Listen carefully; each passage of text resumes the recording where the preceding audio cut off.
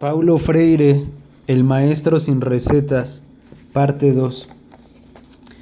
Permitirme seguir creciendo y transformándome en mis contextos. Reinventar a Freire significa aceptar mi propuesta de encarar la historia como posibilidad. Por lo tanto, el así llamado educador freiriano que se rehúsa a reinventarme está negando la historia como posibilidad y al mismo tiempo buscando, a través de la prueba profesoril, la certeza de las aplicaciones técnicas. Ese educador debe reconsiderar su postura ante la propuesta teórica que vengo haciendo desde hace 35 años. Ese llamado educador freiriano, si en verdad desea entenderme, debe superar la lectura de Pedagogía del Oprimido. Debe dedicarse continuamente a la lectura de las numerosas obras que realicé desde entonces, entre otras Pedagogía de la Esperanza, Alfabetización, Lectura del Mundo, Lectura de la Palabra, Acción Cultural para la Libertad, Direitos Humanos e Educación Libertadora, a Gestalt Democrática, Dasein São Paulo 1889-1991 y Cartas a Cristina. Me parece que muchos escritores que alegan ser freirianos solo se refieren a Pedagogía del Oprimido, un libro publicado casi 30 años atrás, como si esa fuera la primera y última obra que escribí. Mi pensamiento ha evolucionado y no dejo de aprender de otros en el mundo, particularmente sobre cuestiones de raza y género en otras sociedades. Como ya dije, para mí la historia es siempre una posibilidad, nunca algo congelado. Lo mismo se aplica a mis ideas. Cuando la historia o las ideas se congelan, se eclipsa la posibilidad de la creatividad y se anula la posibilidad de desarrollar un proyecto político. Identidades múltiples y estratificadas. El pueblo como opresor y como oprimido. En primer lugar, las cuestiones de las identidades múltiples y estratificadas siempre me preocuparon y siempre reflexioné sobre ellas. En mi experiencia política y pedagógica tuve que afrontar numerosas situaciones de profunda ambigüedad. En lo personal, en el comienzo de mi investigación, trabajé con una mujer analfabeta. Ella me contó que estaba sufriendo mucho por tener que luchar contra su esposo y su hijo mayor, que querían prohibirle que se alfabetizara. Su esposo y su hijo eran tan oprimidos socialmente como ella, pero en su relación directa con ella en el ámbito del hogar desarrollaron una posición machista que los llevó a transformarse en opresores. También encontré numerosos docentes, algunos de ellos amigos míos, que oprimidos por el sistema político dentro del cual operaban, eran a su vez opresores de sus alumnos. Podríamos pasar la mañana entera refiriéndonos a esas y otras contradicciones obvias. Lo que me interesa ahora al pensar en los lectores probablemente norteamericanos de este libro es preguntarme una vez más qué hacer. La primera respuesta, más o menos fácil, pero que revela falta de motivación para la lucha, sería decir que la realidad es exactamente tal como es. Este es el modo de ser de los seres humanos. ¡Desistamos! Sería una manera fácil de desentenderse. Sin embargo, yo nunca pude aceptar esa respuesta fácil en las propuestas teóricas y prácticas que vengo haciendo desde hace años. Asimismo, creo que la respuesta a esta posibilidad concreta de ambigüedad implica una creciente comprensión crítica de los humanos como seres inconclusos que necesitan saber que lo son. La conciencia de nuestra incompletud como seres humanos nos lleva a involucrarnos en un proceso permanente de búsqueda, y es precisamente esta búsqueda constante la que hace nacer la esperanza. A decir verdad, ¿cómo podría buscar sin esperanza lo que busco? Pero nuestra incompletud como seres humanos también nos empuja a la acción y de ese modo nos convierte en seres con opciones, seres que tienen la posibilidad de tomar decisiones, seres que tienen la posibilidad de ruptura y finalmente seres que tienen la posibilidad de ser éticos. Si no nos volvemos seres éticos, jamás sabremos qué significa ser ético. Nos faltará ese punto de referencia. Uno de los requisitos éticos que tenemos los humanos en tanto seres históricos es la búsqueda de coherencia. Es precisamente la falta de coherencia histórica la que explica el machismo del hombre oprimido al que aludí antes, el que le prohibía aprender a leer a su esposa oprimida. Entonces la cuestión de las identidades complejas no es solo técnica política o pedagógica, es también una cuestión ética. Y si me permiten decir esto, los programas de formación docente en los Estados Unidos y otros países deben prestar especial atención a la dimensión ética. Es esencial crear una situación en la que los futuros docentes puedan involucrarse en un debate significativo sobre la ética de la educación. No basta con conocer la teoría del oprimido con sus varias y múltiples identidades. También hay que saber posicionarse éticamente frente a las identidades múltiples y estratificadas que genera la historia de la opresión. Requisitos éticos para los docentes. Uno de los peligros de esta época histórica, al cual se hace referencia de distintos modos en varios capítulos, es precisamente el peligro de ese entendimiento, de esa comprensión estrecha y acotada de la ética que es característica del neoliberalismo. Para el neoliberal la ética se reduce a la ética del mercado. Por ejemplo, ¿cómo es posible que aceptemos el hecho de que haya millones de personas desempleadas? ¿Será solo una fatalidad del fin de siglo? No es una fatalidad, es uno de los resultados de la ética del mercado.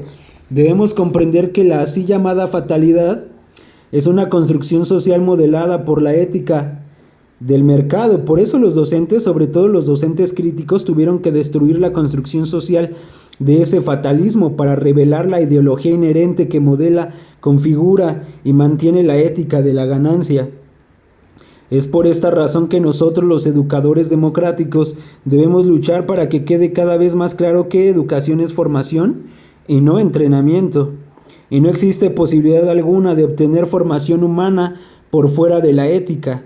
Entonces, uno de los requisitos del contexto histórico presente es que la formación ética de los docentes debe ir acompañada, debe ir de la mano de la preparación profesional, científica y tecnológica de los futuros maestros y maestras de alfabetización. Los requisitos éticos son cada vez más cruciales en un mundo que se está tornando cada vez menos ético. Por lo tanto, nunca podremos resolver el problema de la formación docente con simples propuestas tecnicistas, que es lo que todos me piden que les dé. Presumo que algunas personas, algunos de los que me cuestionan, están esperando que yo dé respuestas simples para abordar problemas que son productos de un contexto que requiere compromiso ético y no respuestas técnicas. Sin embargo, dado que nuestra formación docente nos ha negado el acceso al diálogo sobre la naturaleza de la ética, nuestra habilidad para confrontar y abordar con claridad la especificidad de un contexto ético por naturaleza ha quedado restringida porque no conocemos la ética. El descuido de la ética en la formación de los educadores. No es una coincidencia que la currícula de la mayoría de los programas profesionales, en nuestro caso la formación docente, casi nunca incluya la oportunidad de que los futuros profesionales participen en una discusión seria y profunda sobre lo que significa ser ético en un mundo que está volviéndose profundamente aético. En la medida en que los seres humanos se vuelven cada vez más deshumanizados por obra y gracia de las prioridades de mercado. Esta es una de mis luchas, de mis combates al trabajar con aquellos y aquellas que osan desafiar la fatalidad histórica impuesta por el pensamiento neoliberal. Es fundamental que un biólogo discuta la naturaleza de las formas de vida que analiza, pero es igualmente fundamental discutir la solidaridad, la ética, el amor, la dignidad, el respeto hacia los otros, la naturaleza de la democracia. Los materialistas dicen que estos temas que acabo de mencionar son expresiones de un romanticismo o un idealismo inoperantes.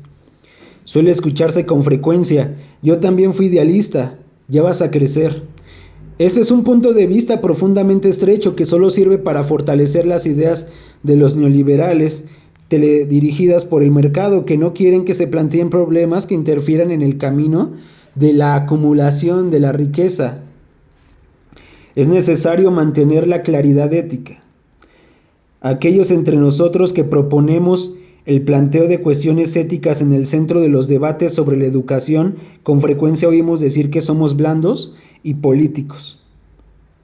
Los neoliberales se consideran a sí mismos y son considerados por muchísimos otros como pragmáticos apolíticos. Uno de los resultados del nuevo pragmatismo del neoliberalismo está relacionado con el entrenamiento técnico-científico de los educadores y niega una formación más abarcadora, porque esa clase de formación exige la comprensión crítica del papel que cada quien desempeña en el mundo. Ahora bien, las propuestas pragmáticas siempre provocan ruptura y desarticulación en el mundo donde se sitúa la especialización o área de estudio. La información y el conocimiento son entonces separados del contexto ético-social donde surge esta información o conocimiento.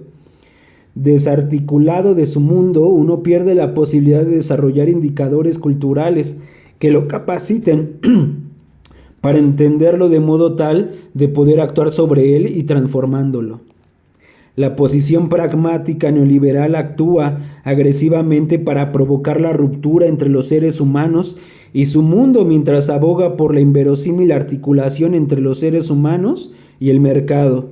En otras palabras, el foco de la educación en el mundo neoliberal se transforma en cómo transformarse en un consumidor compulsivo, cómo transformarse en una máquina eficiente de conocimiento sin proponer cuestiones éticas de ningún tipo.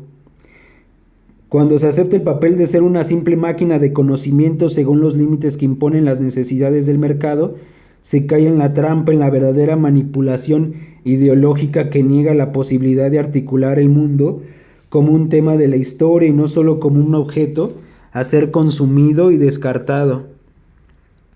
A menos que sean muy cuidadosos y muy reflexivos, los docentes pueden adoptar con mucha facilidad el papel de máquina de conocimiento. Es como sostuve en Pedagogía del Oprimido. Se transforman en docentes que actúan una educación bancaria, haciendo depósitos en las mentes de sus alumnos y alumnas. Lo que mantiene a un docente vivo como educador liberador, es su claridad política para entender las manipulaciones ideológicas que desconfirman a los seres humanos en cuanto tales. La claridad política que nos diría que es incorrecto permitir que los seres humanos sean deshumanizados para que unos pocos puedan enriquecerse con la ganancia del mercado. Para poder desarrollar esta claridad política hay que estar motivado y sostenido por la fuerte convicción de la historia como posibilidad. Hay que creer que si los hombres y las mujeres crearon ese mundo feo que estamos denunciando, los hombres y las mujeres pueden crear un mundo menos discriminatorio y más humano. Así el docente que cayó en la trampa de la currícula mecanicista que requiere que se ofrezca cada vez más contenido sin instrucción básica necesita revertirse a su propia convicción que determinará una postura ética frente a la currícula y la insertará dentro del correspondiente contexto. También debemos señalar que esta inserción no es un acto individual, debe darse en una discusión con otros docentes que compartan la misma visión de la radicalización democrática y la sociedad humana. La ética y el miedo a la ética. Debemos preguntarnos por qué son tan pocos los programas de formación docente que prestan atención a la cuestión ética y por qué el foco fundamental en la ética tiene un papel tan menor en el diálogo educativo actual, mientras las estadísticas y los métodos desempeñan un papel tan amplio. Es decir, hoy impera un miedo profundo a discutir la ética bajo cualquier aspecto. Sin duda, parte de lo que nos mantiene apartados del compromiso ético es el miedo a la imposición. Pienso básicamente que el miedo puede estar relacionado con la creencia en que toda discusión ética representa una forma de imposición doctrinaria. Pero es desalentador confrontar y dialogar sobre cuestiones éticas cuando somos docentes y profesionales que disfrutamos de determinados privilegios. Debemos volver a examinar y evaluar nuestras posturas, que pueden estar en contradicción con aquello de lo que dependemos en tanto forma parte de nuestra identidad profesional. Ahora bien, resulta extremadamente peligroso involucrarse en una reflexión ética seria porque eso nos obliga a cometer lo que Amílcar Cabral denomina suicidio clasista. El debate ético conlleva el deseo de involucrarse en un suicidio clasista y racial. Por desgracia, muchos educadores y educadoras progresistas y bien intencionados más de una vez comprenden mal las exigencias teóricas de la noción de suicidio clasista de Cabral y terminan cayendo en la aceptación ciega del suicidio o el martirio. Cuando esto ocurre, sufren dentro de un proceso que mantiene vivos y vigentes sus privilegios a través de la idealización del otro. Esta posición está en contradicción directa con la noción de Cabral. Amílcar Cabral nos desafió a problematizar la ideología dominante para que entendiéramos cómo combatir la crueldad del colonialismo y que pudiera nacer una democracia de ese combate. Por lo tanto, cometer suicidio como un acto ciego sería una forma de fatalismo que niega la creencia cabralina en la historia como posibilidad. Representa una forma de individualismo implícita en salvar mi alma como mártir, en oposición al compromiso democrático de continuar el combate en la historia. Y la noción cabralina de suicidio de clase no tiene nada que ver con el mero cruce de frontera de un espacio geográfico a otro, cruzar del espacio opresor al espacio del oprimido. El suicidio clasista no se trata de ser turista en comunidades que sufren. El suicidio clasista es una forma de Pascua, implica la problematización del pasaje a través de un contexto cultural e ideológico. Lo que cuenta es el compromiso con una solidaridad significativa y duradera para con los oprimidos y las oprimidas. Barreras al diálogo ético en los sistemas totalitarios y los sistemas democráticos. En verdad, lo importante no es ser libre para hablar sobre el diálogo, sino ser libre para luchar por el derecho de participar en un diálogo vivo.